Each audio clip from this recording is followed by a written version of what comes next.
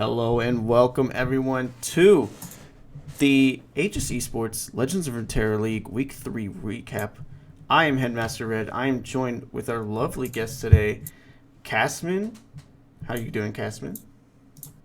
Doing great. I cannot wait to comment on the games, on what's about to happen, and how we're going to get out of the group of hell, because it's the group of hell. Okay. Other guests? Moth from IC... Oh, Casman's from Phoenix, I should clarify. And Moth, you're from IC Gaming Team B, correct? Yes, that's correct. How are you doing today? I am doing great. All right, that's good to hear. We have Pepsi Cola. What up? Ice Swallowers, right? Yeah. Yeah. Nice followers. Exactly. How's it going? Doing fine. Yeah. Games are going well. More than expected. So yeah. Okay. Good. And last but not least, Prodigy from Omega Gaming. How's it going? Pretty good. Glad to be here. Great. So yeah, I mean, what we'll do is we'll probably just jump straight into this with EMEA Group 1 and our EMEA guests, Casman and Pepsi Cola. What are your thoughts on Group 1 so far this season? Peps, do you want to go first since you're also in the group? Yeah, let's have Pepsi Cola go first.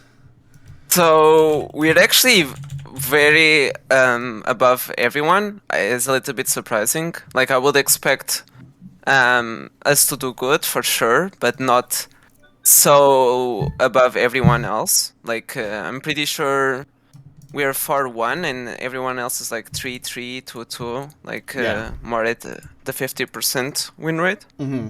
So yeah, that's surprising. I think we were underestimated in the start of the season, but yeah, it's going well. Okay, great. Casman, what are your thoughts on Group 1, even though you're not in it?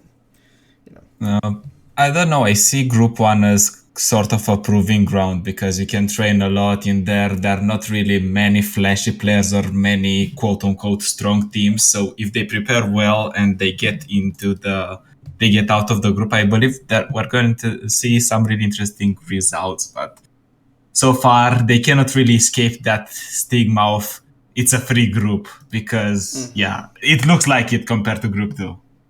Yeah, I mean, some things we need to talk about this group is that, like, first off, 3 of the matches haven't been played, so the standings are going to be a little wacky, right? Hold Up hasn't played either of their matchups against Team Ambition Washed Up Heroes or Team Leviathan Gaming, and then Ice Swallowers hasn't played one of their matchups against TA Washed Up Heroes, so Hold Up and TA Washed Up Heroes haven't played any matches this week, so it's hard to get a real pulse on, like, what's going on. But the rest of the group, there've been, kind of some surprises, TLG was like, I think they were like first when we last did the show, and now they're in 7th. And then Ice Swallowers has just won 3 matches straight, because I think last time we saw them, they were 1-1. So, because they hadn't played their matches for week 2 yet when we did the show. So, sitting at 4-1, 24-12, I think that's one of the best, if not the best record in any of the leagues so far. So, what's going on? Is it really that free, or are you guys just overperforming, or like what's going on? I think our prep is really good. I think we have really good deck builders and lineup builders. I think we understand well the format, or well enough, to where we can make good lineups and get ahead just by that. And also we have Aaron. He's low-key nuts.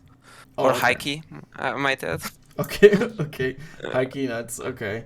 Alright, so, I mean, you've played against almost everyone in your group. Well, actually, is that true? You haven't played against Washed Up Heroes and Cope yet. So, I need your very early predictions on to who's making playoffs in this group. Ooh. Obviously, Ice Swallowers. Yeah. Yeah, for sure. I think Sasket will make it. I think they're good. Tio Washed Up Heroes, they're not doing too hot, but I think they're really good players and they have a really high chance of making it. The last spot is the hardest one to predict. I would, if I didn't know the standings currently, I would say Wombats, but they're like last. Of course, Team Levite and TLG didn't play their game yet, so I can't really tell. So I'll say Runeterra Pulse. I think they're good. Okay. Yeah. Okay. Just remember, it's top 5 that makes playoffs, right? Oh, it's top 5? Right, because 4 and 5 will play. We'll have a play-in match, so you get to pick 5 of the 8. It's a little easier that way. Okay, so one more. Yeah. Then I'll say TLG, because Okay. Ultraman is really good. Okay. Casman, any thoughts? Well, Ice Followers, if they keep doing what they're doing, they're probably gonna end up first. Washed Up Heroes, I believe they're going to maintain themselves strong because it's a team that played in a team format. They played in New Masters. They have kind of the experience as well. Runeterra Pels, I believe they are kind of in a similar situation, maybe not playing in New Masters, but they are players that are playing together. Same for TLG. And do I need a second spot? Last spot, I believe Copium Card Gamers are going to make it through as well. Okay, sick. And on that note, why don't we jump over to the predictions for Group 1 that we have made here. So, starting off, Runeterra Pals versus Wombats Phantom. Me and Pepsi have Runeterra Pals winning. You have Wombats Phantom. What's that about, Casman? You feeling like they're going to bounce back? I do believe so. They cannot continue a bad streak, and at the same time, I do know the players. I do know the quality of Hash, of Dyna, and of Spikes. I know they can bounce back, and yeah, I believe they are going to surprise people this week. Okay.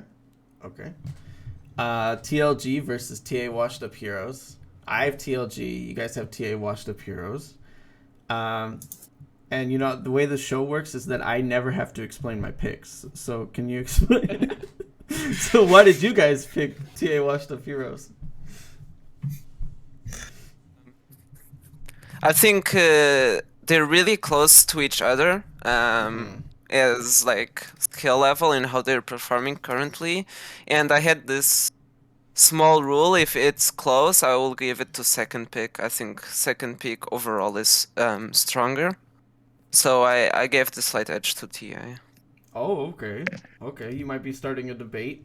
Casman, what are your thoughts? I do believe they are highly synergistic. I know TLG, obviously, they are having members from their team, but at the same time, in TA Wash Up Heroes, they won a new Masters and they had a similar format that they needed to play in, so I need to give it to them. Okay. Is there a particular reason why you think second pick is better, Pepsi? Just because if you have to pick first pick, and like usually every week you need to pick first pick and second pick, right? So you can't really do a highly polarized lineup usually, unless you have an insane meta read. And by second pick you can neutralize the bad matchups easier than if you are the first pick usually. Okay. I do want to point out that when you have first pick, when Ice Wallers has first pick, you're 17 and 5. Yeah. And when you have second pick, you're 7 and 7. So yeah, I know. Okay. Okay, I just wanted to make sure that you were aware that your own stats kind of go against you. But there are teams that are diehard second pick teams. Like TKG. I know in AM there's like a team that's like can basically only win when they're second pick. So Jesus. Yeah, I mean like I think ICB is like a really good second pick team if I'm not mistaken. So yeah, like there are a couple teams that do a lot better on second pick, but generally first pick tends to be better. So okay. Moving on to the next match, we all have Sus-D beating Hold Up. Is there any chance that Hold Up could win that match? Or is it just too big of a skill diff? I mean, we're taking Sus-D on second pick, so what's the deal? No, I don't think there's a big skill gap overall. I Okay. think I will give this slight edge to Sasket, but I think everything that's possible is a card game. Okay. Okay. Next match, Ice Swallowers versus Copium Card Gamers. Castman, you're going against Pepsi. What's up with that? I believe we can say I'm on a little bit of copium myself in this pick. Okay. Nice, nice. I don't know, because I'm preparing with a few of their members, and because I know what's going in the background, I tend to lean towards towards Copium card gamers. I believe they can produce the surprise, and as Pep said, the matchups are really close. It's not about quality here; it's about what's happening in the games per se. Okay. Okay. I will point out, because of the patch that's coming up, I think if you're picking teams that just kind of prep better, or like can work with more people to like kind of solve things, you're going to be at a better advantage. I think like teams that haven't been working together or haven't been prepping well, and like this next week, it's going to be abysmal for them, I have a feeling. So I definitely understand that if you're thinking Copium is like prepping pretty well, then yeah, that's a decent pick here. But Pepsi, what do you think about that pick? I mean, in that argument, I think we have a really good prep group as well. Lestro is our coach. He's pretty smart. Aren and Pyrox also really good at lineup building. Also, we Kuvira, really good deck builder. We also have help from Floppy Mudcape. I think our prep is really good. So yeah, I would give the edge to us, obviously. Okay. Speaking of which, you're the only one who picked Ice Swallowers in the next match. What's your path to victory against Runeterra Pals? Beat them. I mean, yeah, but like Draw better for. Okay. Yeah. Just be better. I mean, okay. we're definitely going to try to figure out what's the best decks or the best lineups in the next meta. I think that will be figuring out the meta will be a big step, and yeah, prep. And I think we are good at that. So Okay. that's our path to victory. Okay. Susty versus TA Washed Up Heroes. I've got Susty. You guys have TA Washed Up Heroes. And the reason I have Susty, I'll explain my pick, okay? I haven't seen enough from TA Washed Heroes because they haven't played at all this week. And I think the best they come out this week is 3-3. Because right now they're 2-2. I don't think they're beating Ice Swallowers. So I think they're just kind of at the same level as Susty. And yeah, so I picked Susty in the head-to-head. Because, first pick, so that's why I chose it. But what you guys favoring TA Washed Up Heroes over Susties? I mean, I completely agree with you. I think they're very close in skill level, and they have second pick. So that was the the second pick. Tiebreaker. Right. I get you. Castman. I mean, it's the same. They know how to work better together. They played in a similar format. As I said, it's really what makes or breaks, I believe, this matchup, because both teams have skilled players on both sides. You cannot argue about that, but it's about synergy in this tournament above all, I feel like, from our games as well. Okay. I believe last week Simon said that Susty is the best team in this group, but they have 4 players that don't play the game. So if they start playing the game, maybe they'll start dominating. So I'm holding out hope in my prediction. But on to the next match. Copium versus TLG. Pepsi Cola, you have the TLG Faith. Is it the second pick? Yeah. Is that why? Yeah. Yeah. Also, I don't really know too much about Copium. I know that Genesis played in one out top 32. I know that Ultraman is good. Dan was like the only good player I saw in the first seasonal, the one that he won. So like it's mostly comfort. I know the players better, so I believe. Wait, Ultraman won a seasonal? Isn't it won it. Dan? Yeah, Dan. Or I Yeah, thought I you were meant talking Dan. about Ultra. No. Ultraman is good, and Dan was like the only good player I remember from the first seasonal that he won. Okay. Last matchup: Wombats Phantom versus Hold Up. Pepsi Cola again. Explain yourself. Hold up. Oh, second pick again? Okay. Oh, okay. Second pick. I think they're really close. I think they're probably. This is a little bit of a hot take, but I think they're the two worst teams probably currently. Oh, wow. So, yeah, again, I mean, not that they're bad teams, okay? They're the worst No, teams. that's what this show is for. You need to say which teams are bad and which teams are good. So. Jesus Christ.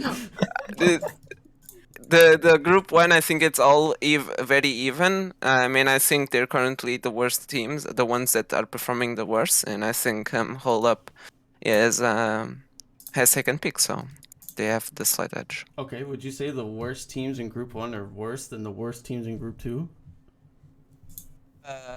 No, I don't okay. think so. Okay. All right. On that note, any final thoughts for Group 1 before we move over to Group 2? Okay. No. All right. Not everyone at once. Moving on to Group 2. We have at the top, after their 2-0 week, beating 2.5 Men, which I predicted, by the way. We have LORFR sitting there 5-1 with a 29-18 record. In second place, 2.5 Men 4-1. REO is at 3-2. And then we have three teams at 3-3. Team Keg Gaming, Super Sprout, and Castman's own Phoenix. And then at the bottom, ANC outplayed 1-4. Good luck. Well, not good lineups have horrible foes. At 0-5. Sorry. JLHF is, just instantly good luck, have fun for me. So, Yeah. Kestman. They're not having fun, I guess. Kestman, how do you feel about this group so far? Well, we all know and we all name it the group of death, and it really is. As I said, synergy and working together really makes or breaks. If you see teams at the top of the table, they are teams that are working really close. I have been prepping for a lot of time now with Team LoR friends, and I know how close they are, how they are discussing their mentality, yada yada. And I'm not surprised. This happens. 2.5 Men, an all Spanish team. First is all French, second is all Spanish. They have been working together for a lot of time now. I'm not surprised. Rio, same, close team, very close team, insane players. Okay. So, I'll kind of throw this question at you. I asked the same question to Pepsi Cola, but is the worst teams in Group 2 worse than the worst teams in Group 1? I believe our worst teams are slightly better than the ones in Group 1. Okay. Wait, what? Okay, sure. That's a hot take. Oh, okay. Disagrees. Interesting. So initial impressions about this group, I think we were all expecting 2.5 Men to kind of take it at the top, but is anyone surprised that LORFR is like sitting at the top right now? I think a lot of people would be, Yeah, I think so. I mean, Face Sprout or Super Sprout has Gura and Aoi. They're like Gura is a really good player. Aoi is pretty solid. REO also like nuts lineup of players.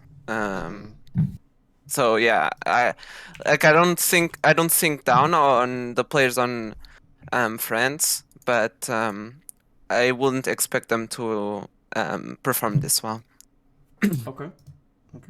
Same with you, Cashman, or different opinion? I'm not really surprised at all. Maybe because I am, as I said, closer to most of these teams or these members. I have been prepping with them. So them having great results is not really surprising. Okay, sick. And if you were going to pick 5 to make it out of this group, just real quick, what do you got? The top 3 are probably the ones that are going to be staying. And I believe the 4 and 5 are going to be us in Team Keg.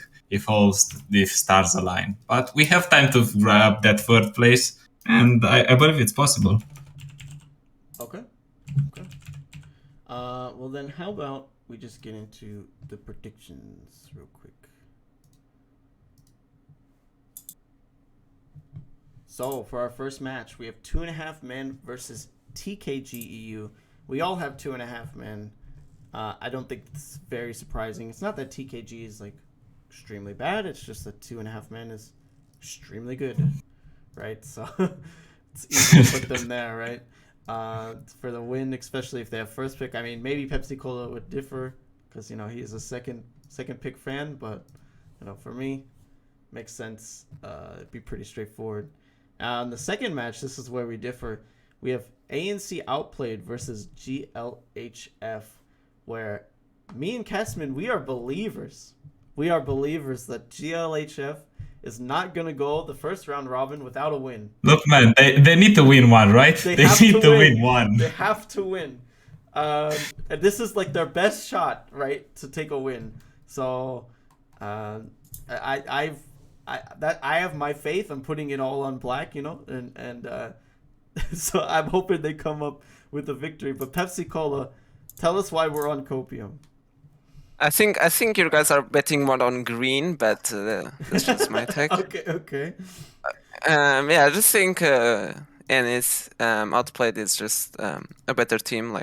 To be honest, I would be surprised. I don't know the players from Good Lineups, Horrible Foes, so I can't really give a good opinion about how good they are. They need to prove themselves to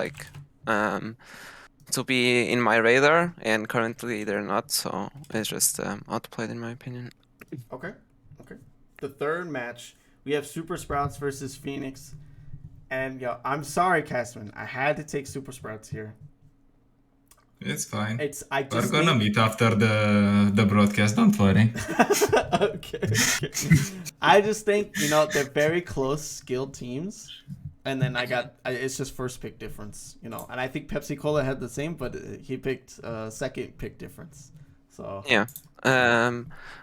Also, I think the skill level of Phoenix is a little bit more spread out. I think they have 4 solid players, and Super Sprout has one super player, and the other 2 are decent. Okay. Castman, why is it free? Why is it a free W? It's not really a free W, because if it were after me when I wanted to decide this, I believe this is the only one I would put as a draw, because it's very close.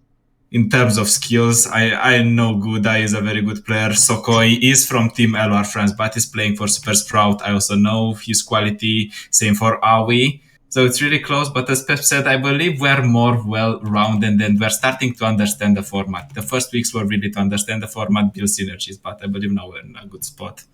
Okay. And in that next matchup, we have REO versus LORFR.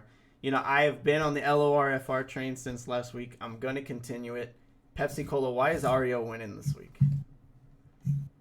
I think they're the better team overall, or they are my favorites to win their group. So I just think that maybe LOR FR just had a little bit of luck in the first round robin, or in the first round, and that REO will turn it back. Oh, so they got lucky. That's what you're saying. Not necessarily that they got straight up lucky, just that REO will take it back. Okay. Now in the next match, 2.5 men versus REO. I was kind of surprised because I do my predictions before I get yours, and I was surprised to see that you guys both went REO. Well, what's the reasoning behind that? Is there something I don't know? Again, I think REO is the best team in their group, and they just needed to get it together, and they'll win the group. That's my take. Okay. Castman? I believe REO, if I'm not mistaken, is the only team that managed to take a game of 2.5 men, and I do believe if it didn't happen, it's going to happen this time. Oh, okay. Okay, so you think it was just like they should have won the first time, and then now this is their retribution. I believe it's going to be just one team wins once, one team is going to win the second time because the value of the players is very close. The synergies between the players and the links between them are very close. It's a really tough call. Okay. All right, sounds good. Next match we have Phoenix versus GLHF. We all have Phoenix winning. You know, we gave GLHF the first round win, me and Casman, but we can't give them 2 wins. You know, it's just not right. They need to get a win, but not against us, okay? We're not allowing that to happen. LORFR versus ANC outplayed. We all have LORFR. And then I think that's pretty straightforward. It's like the top team versus the second to last team. And then TKG versus Super Sprouts. I have TKG. You guys have Super Sprouts. My reasoning is I don't like telling Ace that he has to go 0-2 in a week. So, you know, I'm giving him a dub. Why is Super Sprouts winning on second pick, Castman? Maybe TKG is not gonna get lucky this week. That's also a big factor. And I don't know, the quality of the players. I don't know how TKG is linked with the players. I know they're pretty close, but I do believe the quality is going to matter more just in this particular match. Okay. I agree. Okay, good to know. Any final thoughts on maybe EMEA as a whole or Group 2 or anything like that? Not really. Not really. Okay. Well then we could just move on to Americas then. We can still trash talk the Americas, Oh right? yes, of course, please. Okay. One thing I have to say about the EU is greater than NA. Easy clap. Oh, okay. You don't need to mention the obvious peps. Come on. True. It's a waste of words. One of my favorite tweets from LOR Twitter was I think it was somebody asking for, you know, tournaments for under Masters players, you know, someone like tournaments that are designed for players that aren't Masters. I think Simon came in and said just play any AM tournament. So that's one of my favorite tweets. And is he wrong? I no comment. All right. I can't wait to see like these AM and EMEA teams go head to head if they ever get that opportunity. But on that note, moving on to America's Group 1 standings, you know, and now Prodigy and, you know, and Moth can finally come out and say what they want to say. But yeah, at the top, we have Howdy Gamers and the Orderland Arms and Wombat Flingons all sitting at 4-2. Pretty impressive records. Like overall, I think Wombat Flingons was the one team that like went 0-2, and then everybody else went Howdy and Yordles went 2-0. Let me double check that, but that sounds right. Oh no, Wombats went 1-1. And then in the middle of the pack, we have Frozen Monks from Terra Tennis Academy and Team Space Poggers at 3-3. One Turn Kill Club at 2-4. They're the ones who went 0-2. And then Garen Crown Guard Tempo also went 0-2, sitting at 1-5. Now, everyone knows that this one is quote unquote the group of death, and you know we have 6 teams, kind of all in the like a little pack here, kind of separated from the bottom 2. What are our thoughts on this group? I mean, I think the group of death is a little bit of an overstatement. I think it's definitely the hardest group. I'm not going to debate that. But the group of death was like last season, Group 2. We had 3 of the top 4 teams were in the final 4, and there was like a 4-way tie between third and sixth place. Right. That was actually the group of death. This is a hard group for sure. But I wouldn't say it's anything compared to Group 2 from last season. That's just my thoughts. Okay. Counterpoint. Group of death. right? It kind of just means like whoever has the most teams that should make it out, right? And if you have 6 teams fighting for 5 spots, it's kind of a group of death. I mean, Oh yeah, for sure. So- I mean, it's definitely a hard group. I just don't. Group of death is like, oh no, it's like impossible. I don't know. Like you look at it and you're just like, this is really scary. Like it is definitely the hardest group, but I think all the teams are taking games off each other, and I think they're all being pushed. And I think, as we can see, right, most of the teams are all at a pretty even playing field, at least so far. So I think of like group of death as there's like six teams, right, that are like all way too good, and like they're just like gonna dunk on like 1 or 2 poor teams that get slotted in there that have no chance. Gotcha. Yeah, I would add to that I guess the records here would show that all these teams are pretty evenly matched, which is kind of shows that it is a group of death of sorts. But I would say, I don't know, like I feel like groups of deaths are kind of overplayed anyways, because to win a tournament you're gonna have to beat the best teams at some point anyways. So like it is what it is. Yeah, and the thing to be said, right, is Group 2 last season we had 3 of the 4 teams in the final 4, and so like if you come out of the group of death, you have a ton of practice and you are like ready to go, which is a definite advantage. I think the big highlight of this group to point out is Howdy Gamers.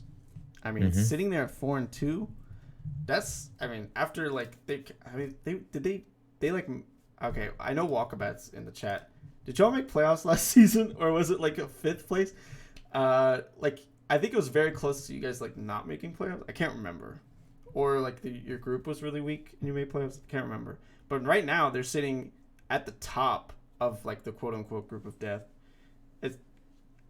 Is there really any surprises so far in this group, like besides them? I think people expected Frozen Monks to be out here doing a little bit better. Just a lot of really well-known players, but 3-3 is definitely respectable. It's pretty early in the season, I think. Okay. But I expect them to bounce back. I think most people would say that about RTA as well. In fact, I think a lot of people had RTA like just kind of as the favorite. Yeah, those guys are also really good. So I would say in the grand scheme of things, 3-3 and 4-2 is not that much different. So exactly. It's kind of hard to say there's anything surprising when everybody's so close. Yep. Okay. Yep. RTA is mostly the Frozen, is mostly the Lee Simps from last season, just kind of rebranded. I think it's the exact same roster, no? I think it probably is. Yeah. I don't have. I'm pretty sure. The Lee Simpson they changed to like an actual respectable name. And they topped the group of death last season, so I'm definitely expecting them to do well again. Okay. On that note, let's. Oh wait, actually, pick 5. You know, pick 5 that's gonna make playoffs real quick. Ooh. I think Monks and RTA are both definitely those. I think Wombats are gonna be in a pretty strong spot. Honestly, I just take the top 5. Like realistically, like I would too. Like the top 5 are looking pretty good. Okay. Moth, any debate about that? No, I was actually going to say the same thing. Not very exciting take, but I think that's what's going to happen. Okay. On that note, let's move over to the predictions. See if they kind of line up with what you're saying. And in the first round, we have RTA versus Wombat Flingons. And so, I am kind of surprised that every single person took RTA. What do you think is the difference here? Is it the first pick? Yeah, I'm a big advocate of first pick. Scrolling through the stats, most teams are definitely better with the first pick. I think it makes a lot of sense because you can either protect your worst matchup, right? You can pick your weakest or like worst player into something that they're good against, or you can grab your strongest matchup and like get a win on the board pretty easily. Or if you like do a lot of game theory, you can optimize all the scenarios and come out with what you think is the best outcome all the time. So okay, I think Moth might disagree with you. Moth, what's your take here? I think my take is I guess I don't know, sort of kind of the same lines. I took the liberty this week of just picking teams based on how good I think their players are individually. Mm-hmm. And I think that tennis outweighs just a little bit, in my opinion. But I think that matters a lot this week because the patch notes, we won't have them very long. So that's kind of why I picked like I did. Okay. Yeah, I definitely looked at the stats a lot in this week. So I went to the team stats, right? And look at the team stats and see like what are their game win percentages, what are their set win percentages. First pick, second pick, how does that like some teams first pick isn't an advantage for them. Like some teams don't use that very well. And some teams have like 70-30 splits on their first and second pick. So I try to do it based on the statistics, and I think RTA is really good. I think Wombats are also pretty good. So I think it's one of the matches to watch for sure, but I do give the slight edge to RTA. Okay. I will point out that RTA has not been doing great on first pick, but we still took Yes. them anyway. Yep. Yes. The stats say they have been floundering with first pick a little bit. Yeah. They don't serve very well, if you will. Second match, we have Yordle and Arms versus OTK. Everyone taking Yordle and Arms. I think that's kind of straightforward. OTK's kind of been sliding, and having second pick is not really conducive to their success here. So everyone here just picking Yordle and Arms. And then the next match, Frozen Monks versus Howdy. And I think it's very clear that you guys don't know what you're talking about. Because it's Howdy gamers all the way, dude. Like, I'm on the Howdy train. Just like I'm on the ICB train. Just like I'm on the LORFR train. I'm on the Howdy train the whole season. So even if they go winless, I'm gonna predict them to win. But let's hear why you guys think Frozen Monks will beat Howdy. Yeah.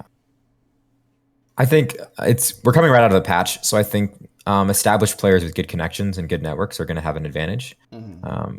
Just being able to test more things in a short amount of time. So in this week specifically, I think I also went with reputation and just connections.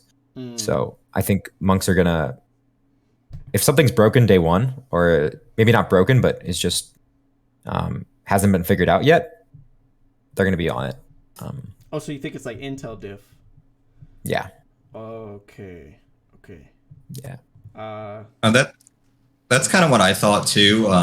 Another part of my thinking was, with that being the case, it might be a good time for a team like Frozen Monks to make some ground on getting their record as one of the better ones, since they have that intel. So I think it might be more, I guess, a bigger match for them than in Howdy, if that makes sense. Yeah. Okay. Makes sense. Next match, we have Team Space Poggers. All of us just have them sweeping GKT.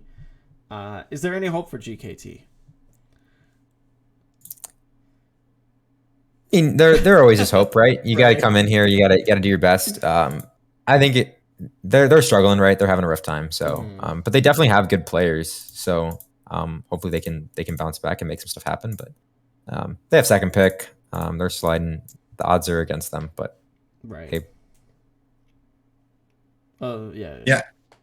Makes sense. Yeah, it isn't like they have like not a lot of wins. Like overall, they just don't have a lot of wins. Like through the matches, like 18 is not that much less than like the middle of the pack here. So I think there is some hope, but they just got to do better at winning matches instead of individual games. Yeah, these are the Vegas odds. These aren't right. This isn't. Is it possible? These are these are if you have to over under, right? That'd be fun. Have the over under. Oh, okay. Next match we have right after we had Space Poggers sweeping, we have them getting swept by RTA. This is RTA's two first pick week, and that's going to be pretty advantageous. I think if you only have to construct your lineup for only being first pick, it's going to be pretty strong. Yep. So we have them sweeping, I think, both. Howdy versus OTK. Howdy sweep. I think that's pretty straightforward. GKT versus Yoro and Arms. Yoro and Arms sweeping again. Yep. Assuming the nerfs aren't too bad. Right. Wombats Flingon versus Frozen Monks. We have me and Prodigy have Flingons. Mafia Frozen Monks. What's going on there? I don't know. It was kind of a toss-up pick. I could definitely see it going the other way. I don't have any strong opinions on why it should be Frozen Monks. I just thought, I don't know. Honestly, it was kind of a coin flip to me, so I picked Frozen Monks. Yep, pretty similar. I thought it was very, very close. It should be a really good match. Flip to me, so I picked Frozen Monks. Pretty good teams. I just gave it to the first. Pretty similar. I thought it was very, very close. That was kind of my tiebreaker. Okay. Great. Standing. Any last thoughts on Group 1? Great. Standing. I have any thought. last? I know that Yordles in Arms is doing really well, and I just want to throw in that I think they'll continue to do really well because I'm part of a Discord group with those guys, and they are always scrimming, always. Like they're prep beyond belief. So I would not expect them to fall anytime soon. Okay. That's sweet. All right. On that note, Group 2 standings.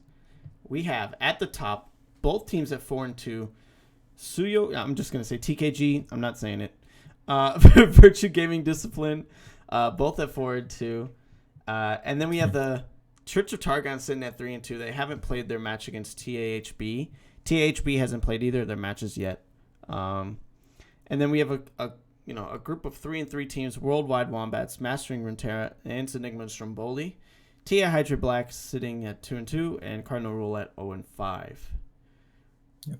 So obviously a lot's going to change based on how TAHB's matches go. But how are you feeling about this group overall? I think this is the other group of death. That's why I'm hesitant to call Group 1 the group of death. Is I think Group 2 is pretty much the same level of strength.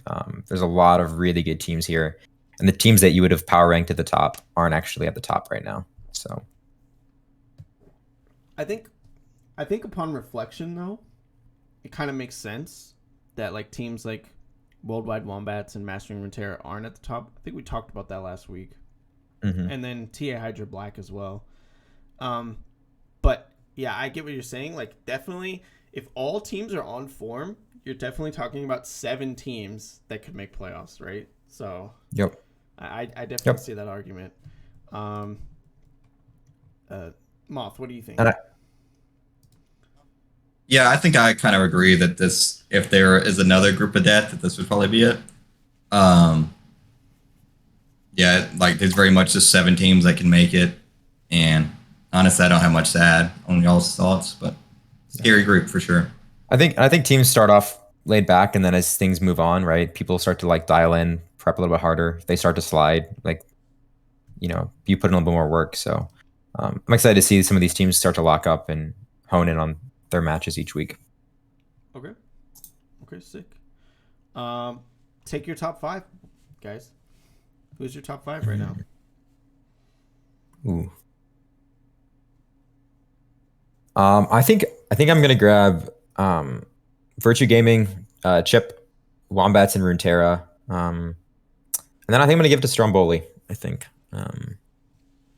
But it's hard leaving out Hydra. It's hard. You just said TKG, like no TKG. Yeah, so once again, I mean they're 4-2. They have a 1-game lead. Right. That really doesn't mean anything. One game is nothing in this league. If you owe 2 a week, I mean they can drop from literally 1st to 7th. Right, that's true. So it's true. I think I would say, I'll give it to TKG. We'll keep him up there. But what I would really switch is I think I'd switch Master and Runeterra with Stromboli, because I just think those guys are so busy that I could see them not having time to prep like they should long term. Them. Yeah, I don't think. I think it's a hot take, but it's also maybe not like a volcanic take to say like Mastering Runeterra could be 5th or miss playoffs in this group, right? Oh yeah, for sure. So I think that's something like if you said at the beginning of this season, people would be like, "That's crazy," but like with all the context that's come out, like it's more likely. Yeah, they're a very good team, but they're very busy, and I can't expect this to be like their first priority, especially as we go into seasonals and everything else. Yeah. So okay. To answer Blue Vapor's question, top 5 make it out of groups, but the 4th and 5th seed from each group will play each other play in. So it's basically top 5. Any final thoughts on this group before we move over to the predictions? I'm not counting out Hydra. I think Hydra's got a really powerful team. I think 4LW's just cracked. I run into them all the time on ladder. So I think while they're at the bottom of the standings, I think especially if they finish their games up and they go 2-0, like they're a team to beat. So if they go 2-0, there's a likelihood that they're just first place, right? So, and then if they go 2, they're 7th place. So yeah, it really depends a lot. They just haven't finished their games. Right, exactly. Guys, come on, play your games. Like, what's going on? On that note, let's move over to predictions. Chip versus Virtue Gaming Discipline in the first for a first matchup. I've got Virtue Gaming Discipline. You guys have got Church of Targon. Tell me why am I wrong? Malphite buffs. Oh, Roji's already got it figured out, man. Actually, based take. I didn't even think about that. Malphite buffs to Roji. I mean, you don't. This is the week. Roji's already knows like Targon better than anyone else, and if you're buffing Malphite, expect him to be on some spice. And Skathis is another incredible deck builder, so I expect him to bring some spicy stuff this week. So yeah, mine was kind of along the same lines. Not with just that, but Roji seems to just be a good deck builder in general. So like with all these new patches and stuff, I feel like it just gives them a big up just in general. And they also have the double first pick, which means they can tailor their lineups for first pick. So I have them sweeping this week. Okay. I got Virtue Gaming Discipline. I think they've been playing extremely well this season. They've been kind of slept on, even last week, and then I think they're kind of getting slept on again this week, to be honest. And if you saw the Roji versus Absolution show match, I mean, how is Roji ever going to recover from that loss? Like, I just think it's mental boomed at this point. So okay, yeah, yep. I mean, unless it's a free W, I can't pick Roji to win. You guys staged that loss, right? It was all in the script. Oops, I wasn't supposed to say this, right? Sorry. Look, I don't know anything about any script or anything like that, but he just lost, dude. That's all I can say. Right, and then the next match we have TA Hydra Black versus Enigma Stromboli. I'm always on the Stromboli train, so this is not a big surprise. But I could see it. I definitely understand a world where TA Hydra Black wins. It's just hard to rate a team that hasn't played their matches. Like, yeah, I mean, if they're 4-2, then yeah, I would change my pick. If they're 2-4, then I keep it, right? So it's really hard. Yeah, I understand that. I just kind of picked them because they're lower right now, and I think they kind of need the wins more, which is not that much different, but I just kind of picked them because of that. Right. Okay.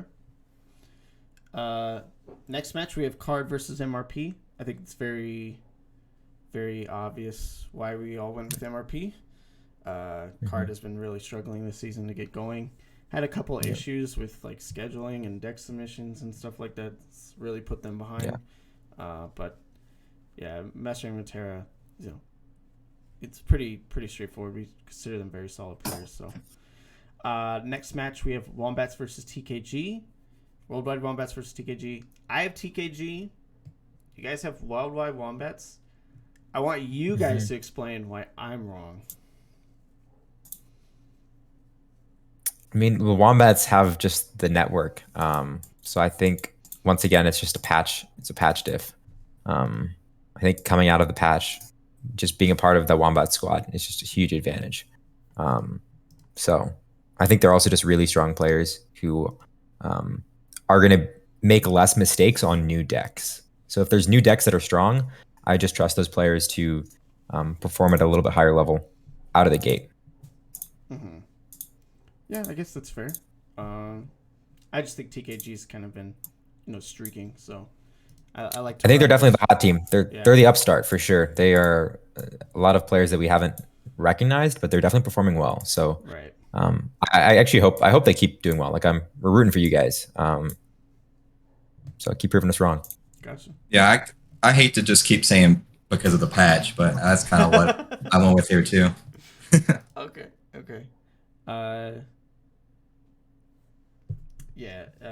Chekhov's right. Every team that outperforms expectations, I'm gonna just keep riding those trains. So, because I learned from season 1 that when people, because there was Stromboli, right? They're the ones who, like, everyone was doubting, and then they ended up like second in their group or something.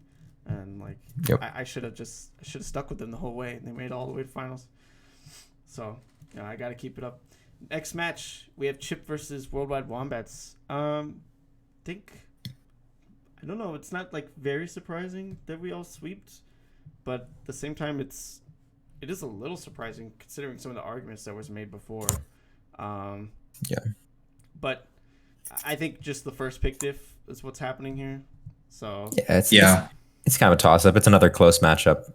Wombats had first pick against TKG. Chip has it against Wombats. So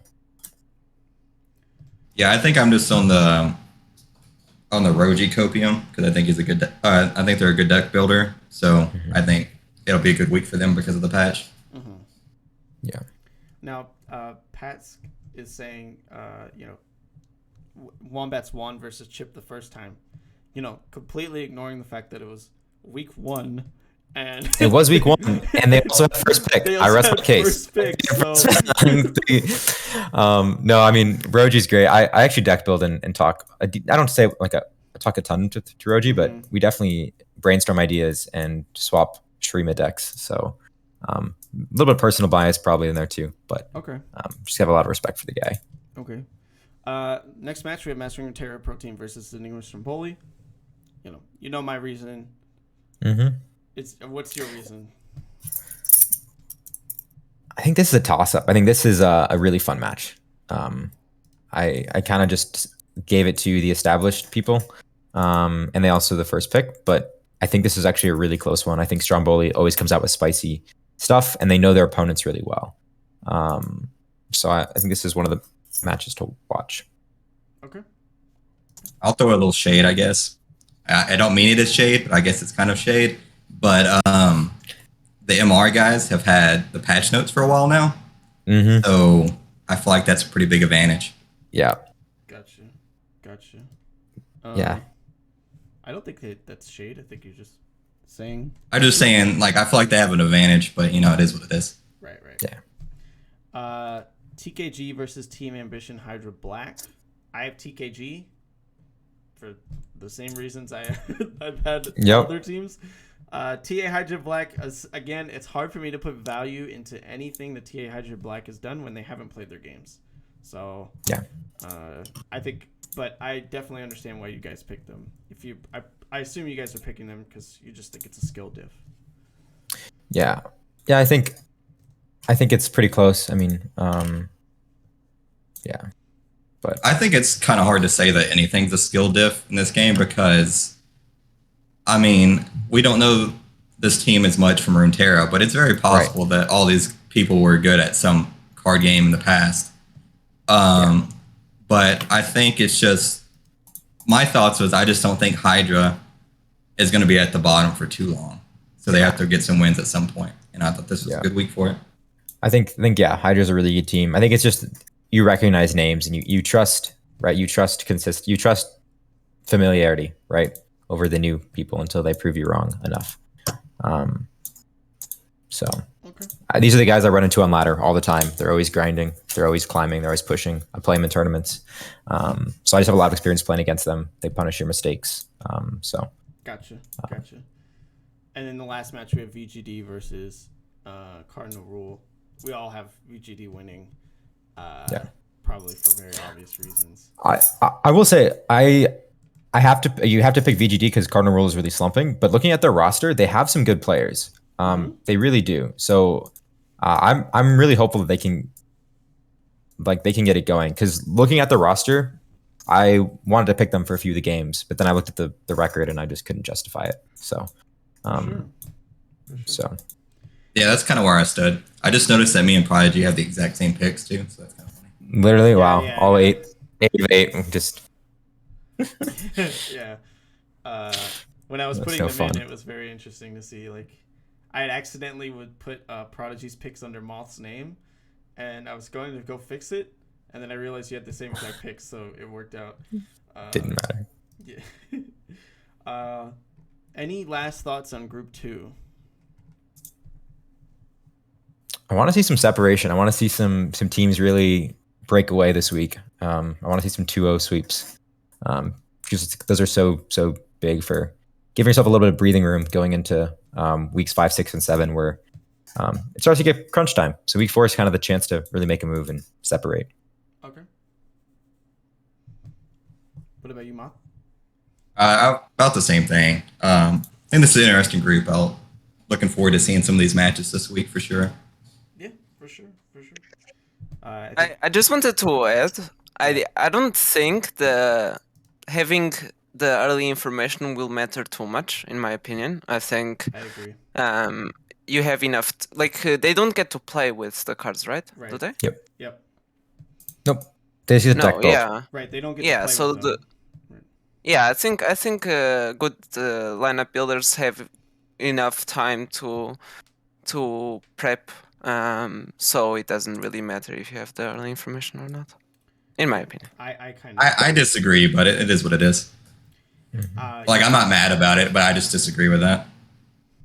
Yeah, I think the biggest mentality thing is you can go out and you can play.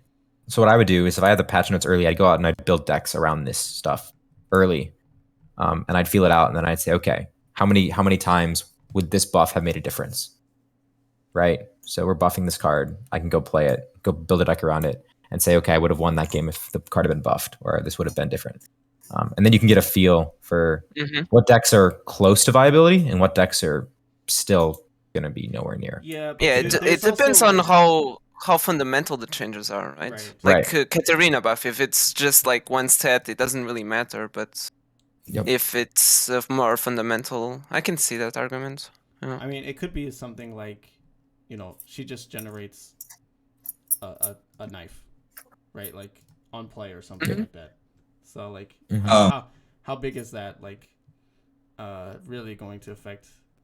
The Yeah, game? exactly. So It depends on the type of buffs and nerfs that sure. will be. Yeah. Yeah, I also think that's what you were saying is like you build a deck and then you play around like how much of a buff would impact the game, but you don't really necessarily like take into account like how your opponent plays based on those buffs. Right. So like for sure. Not as big of an impact as I think. I think having the knowledge is helpful for sure, but if I know that like let's say Galio just gets like 1 extra health or something, right? Like I don't know how much is that going to change my opponent's gameplay, right? But imagine if you had known Quicksand was going to get buffed to what it is now.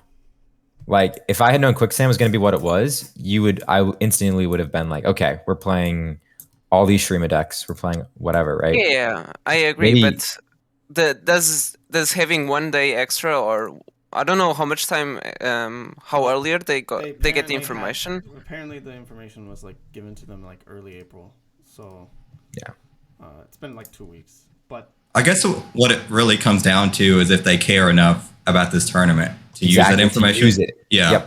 Yep. Because I don't think it's going to be relevant for seasonals, right? I don't think having information 2 weeks early is going to make a difference for seasonals. So the question is, do you actually sit down? Because there are games for tournaments where people will get the information early, like a patch, and they'll like play the game as if the buffs had hit both players, and you'll scrim and you'll just prep over and over. But if you have like a good scrim partner, you can play in a way as if the patch is live and you can test things out. It takes a lot of work and a lot of dedication, but I know for other games, that's actually been done for like really, really big tournaments because it takes a massive amount of work. Yeah, I can see that argument. Yeah, I mean, I don't disagree. I feel like it should be kind of like,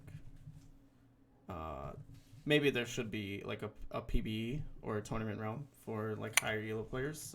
PBE would be sick. That would be like they could just buff or nerf random things and see what the response is. Yeah, I think that would be extremely helpful. You know, if Riot, you know, maybe communicated better about some things too. Not to throw them some shade, but you know, there's some things that you know I wish they would communicate better on, so I could prep for them. But yeah, I mean, well, and certain buffs that were over buffs might not ever see the light of day, right? Because the very top players are going to exploit them in ways that you might never expect as a game designer. right. Monoshirima wouldn't be a thing. Yeah. That's much. All right. On that note, let's move over to Group 3. This group is one of the harder ones to judge because they haven't played all their matches yet. NA Farmers did just finish their match, and I was able to squeak in the changes real quick. So they ended up beating Open Pass 4-2 just right before, like right as the show was going on. So at the top we have Omega LoL CE at 3-1. You know, they haven't finished either of their matches yet. They're 1-1 for each of their matches, and they're waiting on one player to finish both of them. So they could end up 5-1. They can end up 3-3. So Gotcha. And then NA Farmers, like I said, just finished. They ended at 4-2 for that week. Puffcap Peddlers and Wombats After Dark sitting at 3-2. Open Pass finished against NA Farmers, like I said, and they 3-3. Just Draw Good Gamers at 2-2. Haven't finished either of their matches. OG Agro Tempo and Icy Gaming Team A sitting at 1-4. Haven't finished one of their matches each. So how are we feeling about this division? Pretty sad because my fellow teammates are at the bottom. Right. It is what it is. Right. Guess we're gonna have to change them to Team B instead of Team A. Okay. Yeah. So Turman's cracked. He's a Isn't good guy. this just a battle for you guys to decide which team remains and which team goes away? Like, Yeah. Yeah. No, I think this one is definitely interesting. I think this one's a little bit more split than I think some of the other groups. I think there definitely is a tier of teams that are a decent amount better than the other teams. So I'm expecting to see more and more separation as the weeks go on and the standings kind of shake out. So I just noticed, you know, maybe it's like divine fate that you know, Prodigy, you're on Omega, and Moth, you're on Icy Gaming Team B, and you're both Group 4 teams, and you both have sister teams in Group 3 at the bottom there. So you know, what is the do you guys need to like practice more with your sister team and maybe like raise their skill level more, or like, well, what's the difference right now? I don't honestly. Our team doesn't do a lot of scrimming overall together. We just kind of play ladder games. I think I don't know. I guess they've just kind of gotten a little unlucky and they need to practice a little more. Yeah, we're in a very similar boat. Our team just plays a bunch of games and talks a lot. Just the four of us, and then we work with Beautiful Gamers actually a good amount, and a few other people. But yeah, we haven't talked to OGAT a ton. They made playoffs last season, which is more than we did, so I can't talk too much shade. But I'm hoping they pick it up here. But it's definitely some strong players at the top, so they have the work cut out for them. Okay. We're hopeful. All right, sick. Then give me your top 5. So I think OCE and NA Farmers are my choices for 1-2 in some order. I think those are, in my opinion, the tier 1 in the group. And then I think Puff Caps and Wombats are kind of the second tier team. And then I'm not sure. Honestly, I think a lot of the teams could make a run at it. I have to give it to Open Pass just because they are ahead. But I think we'll see. I think that 5th spot is the one I'm really not sure about. Okay. Yeah, I'm just going to be on straight copium here, and we're going to move Icy Game and Team A all the way to 1 and slide everybody else down. Right. Oh, and then so the 1 through 4 becomes the 2 through 5, and then Icy Team A. Yeah. Okay. Yeah, exactly. All right. Yeah. I mean, maybe you could have just said keep the top 4 and then slide Icy Team A into 5th, but No, I can't do like that. The boldness. I like the boldness. Okay. Yeah. Okay. All right. On that note, let's move over to the predictions for America's Group 3. The first match, we have Omega LoL CE versus Open Pass, and we have Omega LoL CE sweeping. Looks like a lot of sweeps actually in this group. Yeah. I think most people, even though Omega LoL CE hasn't finished both their matches, I think most people are expecting them to win both of them, just because of how dominant they've been so far. And I think we're all on the same page that we kind of agree that they're going to just keep up that dominance, at least against Open Pass, right? Yeah, I think so. And I'd like to throw out that me and Prodigy had the same picks besides my bias picks again. So Yeah. Yeah, we were on the same page. Seems like. Okay. Next match, Wombats After Dark versus Just Draw Good Gamers. Wombats sweeping. Yeah. I think we all know that like Wombat After Dark, even though they're not the top team right now in terms of standings, that at their best, they're probably like the scariest team in this group. So Yeah. I mean, they're the team that was 12-0 or last season almost that went undefeated in group stages. Not all of them, but Malaysia, and I think Malaysia was kind of one of the main headers. I think maybe Seku was on that team as well. But yeah, very strong team. So. Right.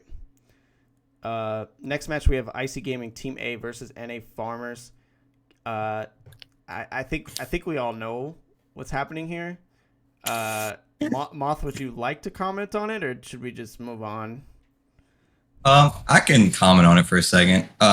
Even if I wasn't a part of Team Icy, like Sir Thurman is a very good player, and I think that their team will get turned around at some point. I don't know if like they'll actually end up making playoffs, but I think they'll turn around and change some wins at some point. Honestly, and why not this week? Okay. Yeah. All right. Yeah, he's been sitting in top 5 ladder for a while now. He's still grinding games, so I'd expect them to pick up some wins somewhere for sure. Okay. Just not against NA Farmers or Open Pass. Maybe not against NA Farmers, but I think against a lot of the teams in the group, I do have faith in those guys to grab some wins. Okay. And then we have OGAT versus PCP. We got PCP sweeping. I think that's pretty straightforward. Talking about one of the top teams versus currently one of the bottom teams. Same with Omega LoL CE versus OGAT. Omega LoL CE sweeping for basically the same reason. NA Farmers versus Just Draw Good Gamers. NA Farmers, sweeping Just Draw Good Gamers. I don't think there's a gigantic skill difference, but with the first pick, I don't think it's. I think it's very hard to not pick Farmers here, right? Okay. Yep. Next match, we have PCP versus Wombats After Dark. And this is where we differ. I've got PCP, and you guys have Wombats After Dark. So, I'm going to put it on you. What's that about?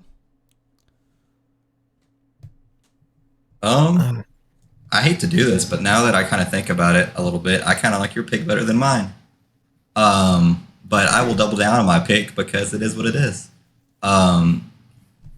I think just the new patch with Wombats that they'll have a lot of testing through the other Wombat groups, as we mentioned before. So that's kind of why I picked them.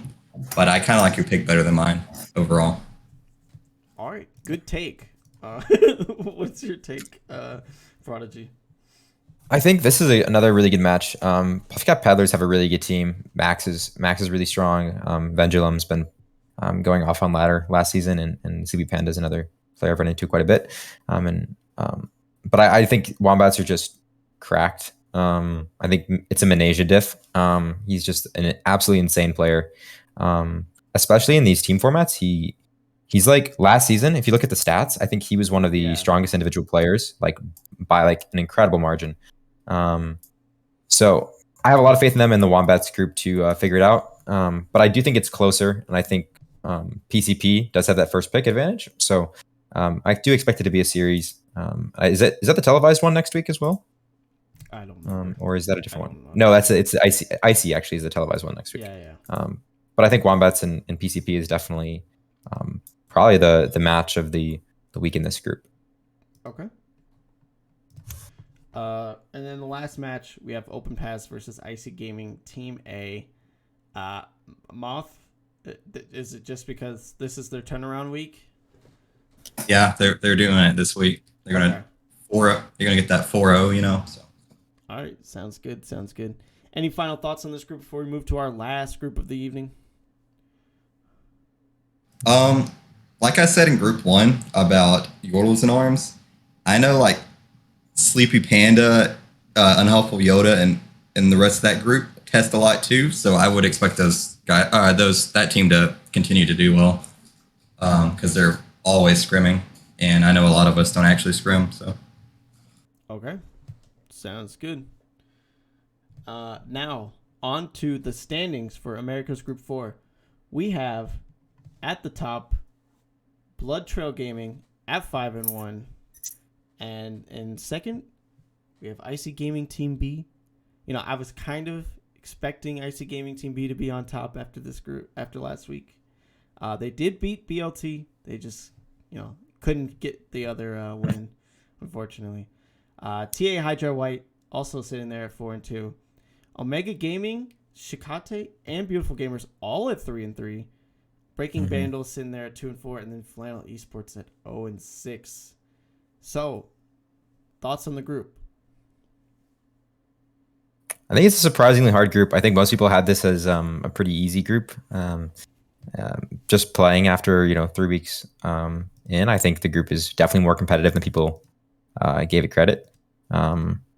So I think that was maybe not the wisest take. I think all the teams in here actually pulling off upsets or playing really well. So I think it's a pretty close group. Blood Trail Gaming is definitely out ahead, but we'll see if we can't rein them in over the next couple weeks. Okay. yeah, I think we're the best team in this group, hands down. And I think it's an anomaly that Blood Trail is at top, and we'll get there soon. Okay, I will say we have the historic 12-0 week, the first time in Aegis Esports history that a team didn't drop a single game. But your match record is 500. So what does that matter? Yeah, we have the second best game score in the league though, 27-15. We actually have better than BLT. Okay. So I mean, yep. we'll see. That is history, first 12-0. Very extremely difficult thing to do. So very impressive, especially because your opponents were like, you played against Flannel, but then you played against Icy Gaming Team B, and you had second pick against them. We did. So, yeah, I think that's very impressive overall. I will say, go ahead. we had our week 2 was pretty rough. I think I played probably my worst sets of Runeterra in a long time, unfortunately. So it was a off week for me. Team just kind of underperformed week 2. But we kind of all gathered up, and I think we're ready to go the rest of the season. So expect a surge from us. I think we'll be. And us and Beautiful Gamers got together and we were like, hey, Dumpster Divers unite. And we both 2-0'd our weeks. So Okay. Yeah, I would say that us in week 2, we didn't do very good either, because I guess we might have done well like overall, but I thought Optima was playing for the whole week until what lineups were ready to submit, and then I just had to submit triple aggro because I didn't test basically. And Black Boss kicked my teeth in our first set, and then I queued into What Am I for the second set against Triple Control, and it was really terrible. Ooh. yeah. Yeah, but you ended up beating Beautiful Gamers, right? And then you ended up beating Blood Trail Gaming. So halfway between like week 3, you were looking like the top team there at ICB, and then Omega came in at 6-0. So it's gonna be rough. I think it'll be interesting, not rough. I think the end of the season is gonna be extremely spicy. So give me your 5 since we're talking about the end of the season. Give me your 5 that's making playoffs. Okay, I'll go first. I think at 1 it'll be Team ICB, and then at 2 we'll put Omega. I think they're gonna come back. Okay. And then we'll keep Hydra at 3, Beautiful Gamers at 4, and we'll keep the 5 spot the same. I think. Who did I leave? No, Blood Trail. We'll put Blood Trail at 4, and then Beautiful Game is a 5. I think I got them all in there. Sorry, Yeah. too many teams. Yeah, I think my 5 are the same exact teams, one through 4, and then Beautiful Gamers taking the spot. I think we'll make a surge here. I think we'll get to the top. We just gotta not lose against Blood Trail. I think we haven't beat Blood Trail yet because they were Pandex Red last season, and they also 2-0 us then. So they have our number. We just gotta lock in and get ready for that match. But I think I have the same 5. Okay. It should be pretty fun. Any final thoughts before we move into predictions? Yeah, I think it's kind of funny that we have the same amount of wins as Breaking Vandal, like total. Yeah. That is how things shake out. If you have close wins and losses, that can end up being, especially like when you have 4-4s. Yeah. They could definitely end up being that way. That's the most reassuring thing is last season there was a bunch of teams that were all tied with the same record. And so just like having a couple good weeks with good tiebreakers gives you a lot of comfort kind of to get those last few spots if it ends up being close. So yeah, for sure. Okay, on that note, let's move to the final predictions of the evening. America's Group 4. First match, Omega Gaming versus Blood Trail Gaming. And I've got Omega here. I've got Omega, and so does Prodigy. So Moth, I know you picked the first overall team in the group, but explain why they beat Omega. I don't know. I just picked them because they're first right now, and I don't see a reason for them to start losing all of a sudden. And honestly, it just kind of worked out that Prodigy's also in on this. Yeah. It's kind of funny. yeah. Yeah, I just picked them because they're first, honestly. Yeah. I would say we have a really nice advantage this week. We have the double first pick week. So we get to first pick both our matches. So we are going into a patch, so maybe that just diminishes it because we don't know exactly what's strong. But I think the first pick advantage is real, and I'm hoping to make the most of it this week. So okay. Yeah. All right, good to know. And then the second match, we have Flannel versus Beautiful Gamers. We all picked Beautiful Gamers, I think, for kind of obvious reasons. Next match, Shikate versus TA Hydra White. I know, and this is gonna be like, I think a lot of people are sleeping on Shikate, but I think they kind of just got unlucky with their group draw. To be honest, I feel like they'd be doing a lot better in other groups. I just think like when you're up against like the teams that are in this group, we were talking about picking our top 5, and I assume we all had Shikate at like 6. It's just so hard to eclipse the top 5 in this group. So I mean, us picking TA Hydra White is just because we think it's a skill diff, but I genuinely wouldn't be surprised if Shikate had a 2-0 week this week. I just wouldn't be surprised. I do think so. We played against them and we lost. I can't talk too much shade, but as I said, like I had one of my worst performances, and some of the other guys on my team unfortunately hit some really unlucky rolls on their hands. And there was definitely a few plays that left you scratching, in the sense of they made a lot of plays that if you have it kind of plays that upon reviews we didn't think were necessary. Quako's a really good player. He's got some really interesting decks. He kind of pioneered that Victor Udi Revi. But I personally have a few questions about the other players on the team still. I hope they prove me wrong, continue to do well. But I actually think Breaking Vandal is the sixth team in this group when things shake out. Really? Yeah. I think those guys are actually 6-0'd them, right? Did they? Yeah. It's first pick advantage, dude. Okay. First pick advantage. You're right. Yeah. Okay. You know what? It still could shake out that way for sure. Yeah. Just got unlucky or something, right? Next match we have Breaking Vandal versus Icy Gaming Team B. You have Breaking Vandal beating Icy Gaming Team B. Is it first pick advantage? Is that why? I think it is. I think as I said, I don't think Breaking Vandal's that. I think they're actually a pretty good team. I think they've got some good players. Renrag, Pascal. They have some good players. They bring the spice. And so especially coming out of a patch, I think they could have some really wonky stuff.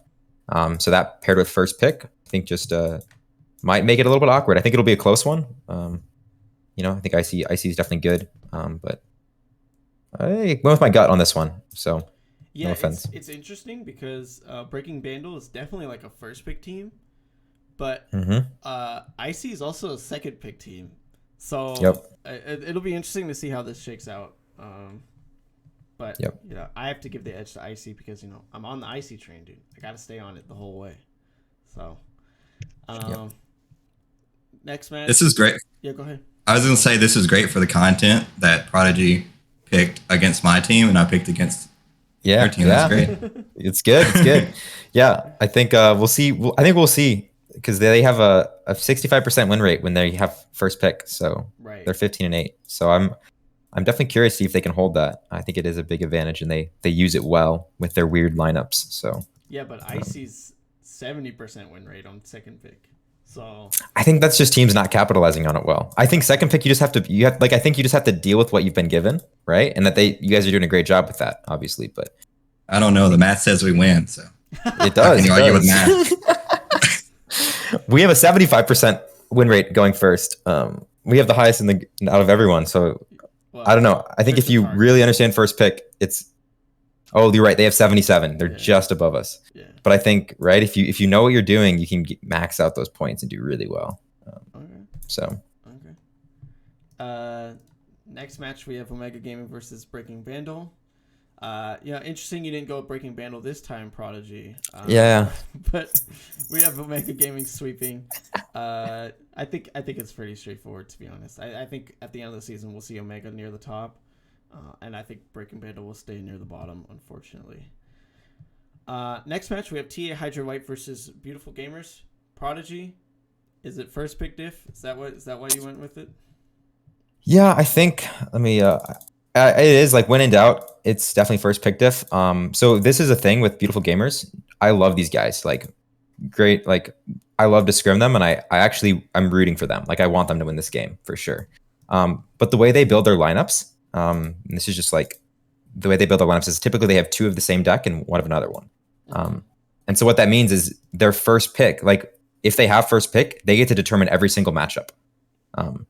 Because they pick that third unique deck into whatever is best, and the other two decks like are guaranteed, right? So they get to dictate every single matchup when their first pick. It also means that their opponent gets to dictate every single pick when their second pick.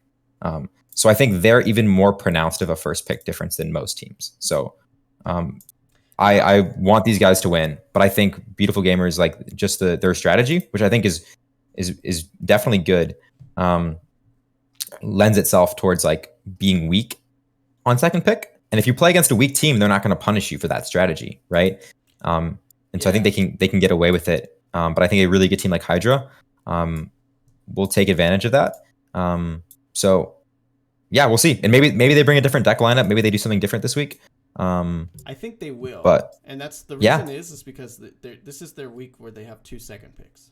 They don't have a exactly. This week. They have 2 second picks. So I didn't actually realize that. I didn't realize that they have 2 second picks. So we'll see. I hope they obviously it depends on their adaptation from their normal strategy that you stated, right? So yeah, that'll be interesting. If they adapt well, then they're gonna have a 2-0 week. If they don't, then I still think they're gonna get a 1-1 week. I think they'll get a 1-1 week. They're a very, very good team, and but they just have like the statistics say they're like 14% better when they're picking first over second. Right. Next match, IC Gaming Team B versus Flannel Esports. IC Gaming, we have sweeping for, I think, very straightforward reasons. And then Blood Trail Gaming versus Shikate. We have Blood Trail Gaming sweeping. It's hard. Like I said, I talked up Shikate, but it's hard to pick against Blood Trail Gaming, especially when they have first pick. So, I think it's pretty straightforward for that particular matchup. But any final comments on this group 4? I just want to compliment Prodigy for a minute. I haven't paid attention to your lineups recently, but I tried to talk my team in for the longest time to let me play your exact week 1 lineup, and they told me that tree wasn't a good idea, so I had to throw Yordle and arms in it, and I was really disappointed that I didn't get to play that lineup. Yeah, thanks, dude. I appreciate it. What was the lineup? It was Vandal, Tree, Disc, and Ziggs Talia. Mm-hmm. Yeah, the triple. Yeah. Yeah. Yeah, that's good.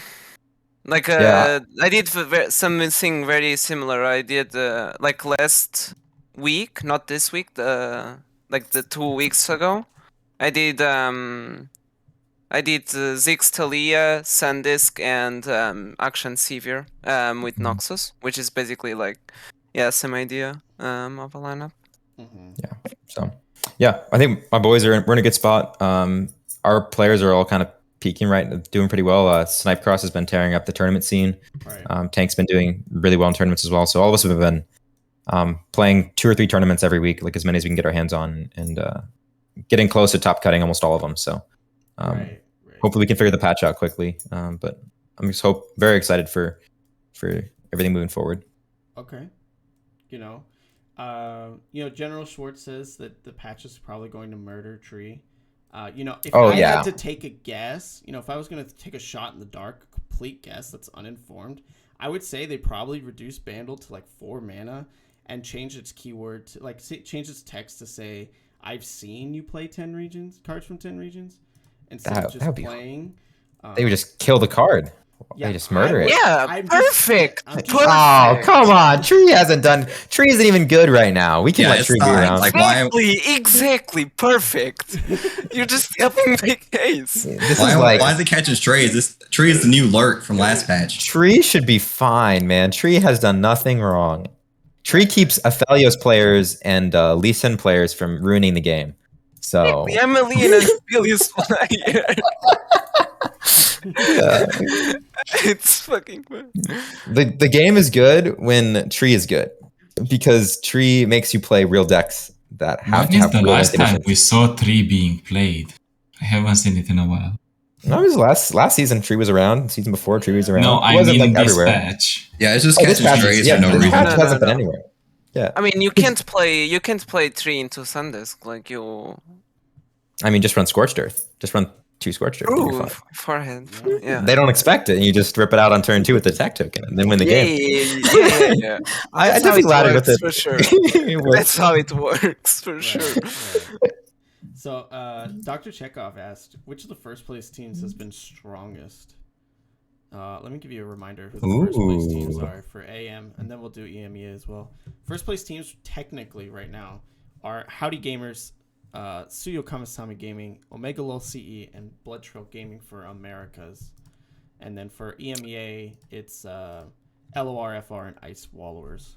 So, out of the Americas, I would say. Go ahead. Yeah, go ahead. Yeah, I would say Blood Trail and Omega and like OCE. I would say Blood Trail, probably just because they have more games on their resume, right? 5-1 versus 3-1. Mm-hmm. So I have to give it to them just because they have 2 more wins. Right. But Omega LoL OCE has the highest win percentage out of all the teams as well, at 65%. Okay. So, yeah. Yeah, they haven't played 2 of their matches, so it's hard. It's like exactly. It's hard to say. Yeah. But the stats are looking good for them still. 65%, game win rate. Okay. It's pretty impressive. Moth, what do you think for AM? Yeah, I think I'd say Blood Trail, just because, I don't know, I just feel like they've got the more matches, like you said, and plus they're in our group, so it makes our group look better. Yep. Okay. Yep. Okay. So. Okay. Are they the only 5-1 team? Yeah, they are. Yeah, they are. Right. Omega which is crazy because last season was way more like already spread out. We had some undefeateds, we had some teams that were just like games and games ahead, but this season it's super close still. Yeah, last season by this time we kind of like already knew who was making playoffs and who wasn't. Like there are teams that are basically already eliminated and teams that are basically already in. But right now it's a lot closer. What about for EMEA, Pepsi? Who's the better team? White Swallowers or LORFR? Pesps, do you have any comments since you are in one of those?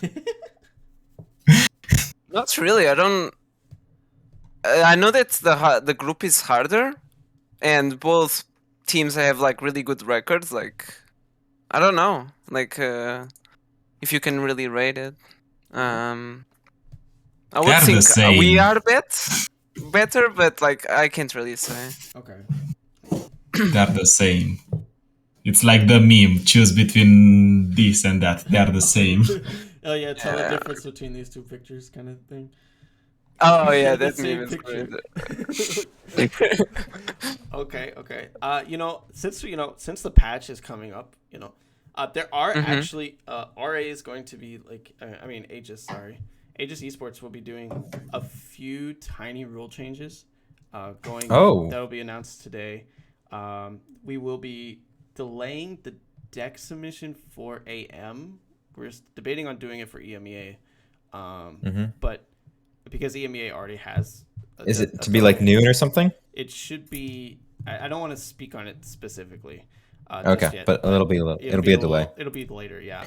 Which I will say is really nice, even if it was like 3 a.m. Just because like people on the West Coast, it gives them more time to play into the night. Because like if you're a West Coast person, right, you come back and maybe you have a couple things to take care of. Right. You're not going to bed at noon Eastern, so it's kind of nice for those guys. Right. And then there's also some rescheduling rule changes that we're gonna make. But Okay. Cool. What do you guys like? Before we close out, what kind of changes would you like to see this patch do? We all know it's going to be a big patch. We've all seen the rumors. We've seen the leaks, quote unquote, right? What changes would you like to see? I mean, go ahead. No, go ahead. You guys go first. I'm thinking. I would say I don't like this design of SanDisk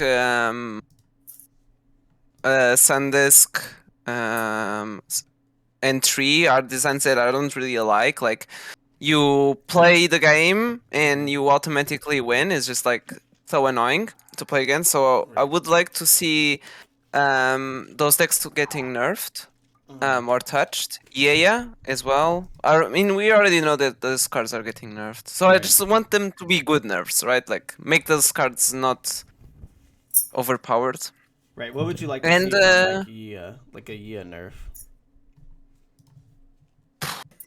6 regions, I think, would be good. I think for +3/+3 is still too strong, maybe. Okay. I would imagine, if I had to guess, it would probably just move it down to 3/3. Yeah, that's probably what's gonna happen.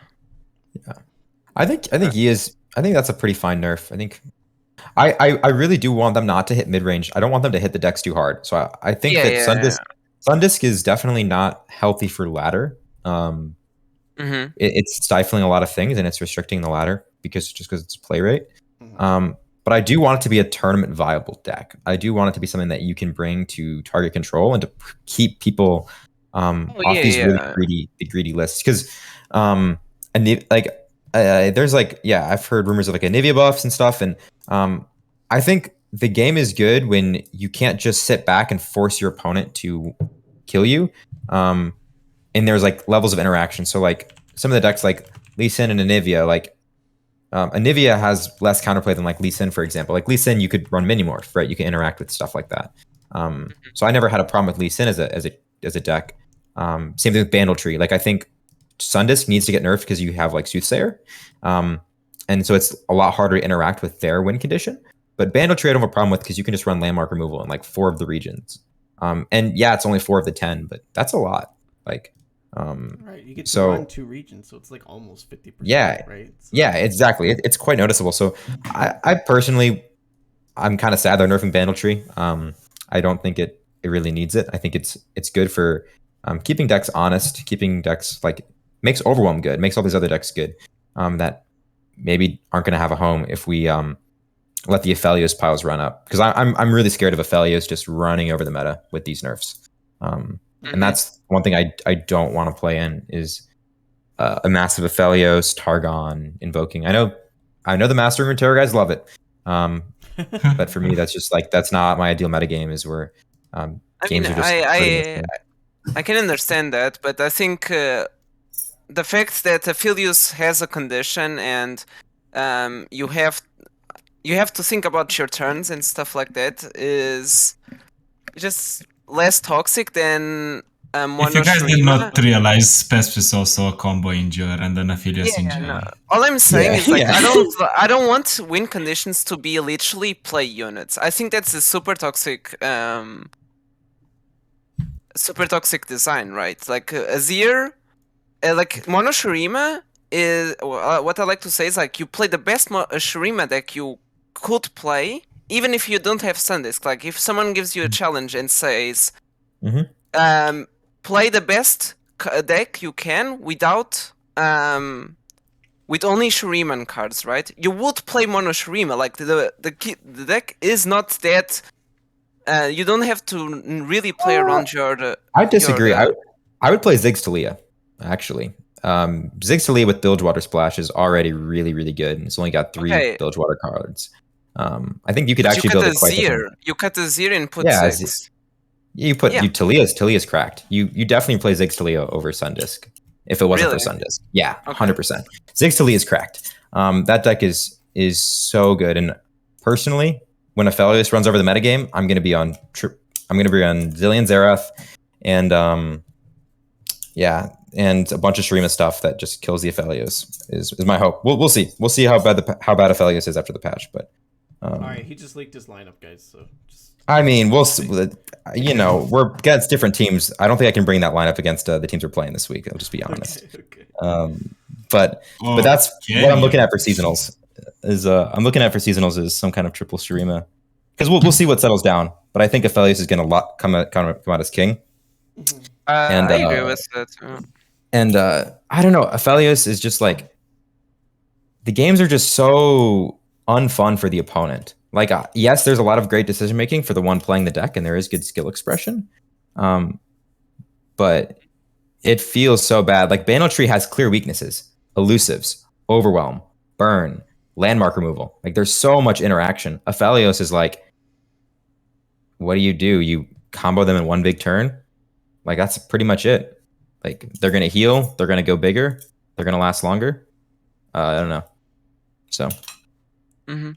Understandable, for sure. but Okay. Any final thoughts before we close this out? I don't know. I'm excited for a good run of weeks. I'm excited to do a bunch of deck crafting. My teammates are they have lots of weird decks that they love, and we're seeing some buffs hit those decks. So we're gonna be able to try out a bunch of new stuff this week, and I'm really excited to see what decks that were close to viable actually get the love they need to become viable and come out of nowhere. So.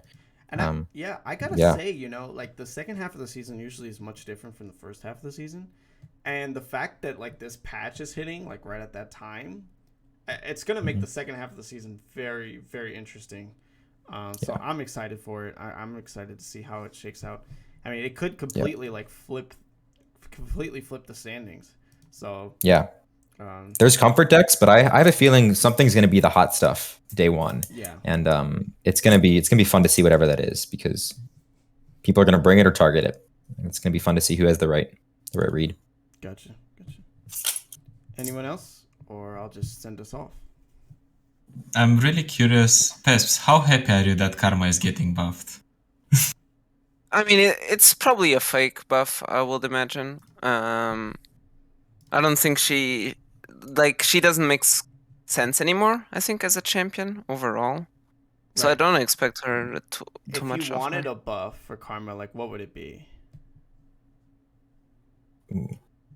Make her the champion. People will flip out when I say this, but just make her the champion when she's not flipped. Maybe nerf her flipped version, but currently, if you play Karma on curve, like you're just losing the game. Like you fall so hard on tempo that like you basically just lose the game. And What if Riot just said like we'll just make it so that level 2 Karma has level 1 Karma's ability, where like at the end of the round she creates a random spell. the leveled version doing that, I Yeah. mean that would help as well, I guess. I don't think that's the Because- problem. But yeah, it's not the problem. But it will help just because like sometimes you get to turn 10 and you don't have spells and you just lose the game because you don't Yeah. have spells. Like that happens as well sometimes. So I think it's a fine buff, I guess. I like nerfs that bring cards into more like competitive, like that are not win more, right? So that seems like a win more. Like your goal with Karma is to make it to turn 10 and then do some Yeah, broken stuff, exactly. right? And so Mhm. buffing level 2 Karma is kind of that win more game plan. So it makes it worse to play against once Karma's flipped, and it makes it you feel helpless. I agree with Peps. I'd rather have them put strength into level 1 Karma, and take maybe a little bit of the power away from her later on. Because I think, yeah, when the game has interaction at both levels, it feels a lot better. It's not just like, oh, I lose because they did their thing, or yeah. Mhm. Okay. Okay, I was just asking because I was just in my head I was thinking that probably maybe could be what is going to be changed about Karma. But of course it's a complete guess. You can't take what I say like face value. But if I had to guess, I'm excited for the Garen buffs. We'll see how those pan out. Yes. I don't think he'll actually be good, but man, I would love some more rallies in the meta. Some good old Demacia to keep these decks in line. Mhm. Well, what would you expect them to change? I don't know. I think someone good. They said something about elite synergy. Right. So Right. So elites would be great. So we have Yordle captain sitting there doing nothing. Right. So it's not like he's gonna like be an elite though, right? So, he definitely should be. Like if he was to have elite synergy, he like when you play him, he gives like all the allies +1/+1 or something. Like Bannerman. We should also unnerf Bannerman while we're at it, in my opinion. Okay. Yeah. Bannerman. Yeah. Like it gives some reasons to play those decks. Yeah, I definitely agree. I think Bannerman has been so power crept. Like it's probably fine that it gets buffed. I don't want Garen to be powerful, like overall. I think one time I was talking with Kuvir about like possible changes, and he suggested giving Garen tough. That's the kind of stuff I don't want. Yeah, I don't love that. Like where like if you're trying to play for the board, you literally just lose the game because opponent has a Garen, right? Right. And that I don't want. But there's a lot of interesting things you can do.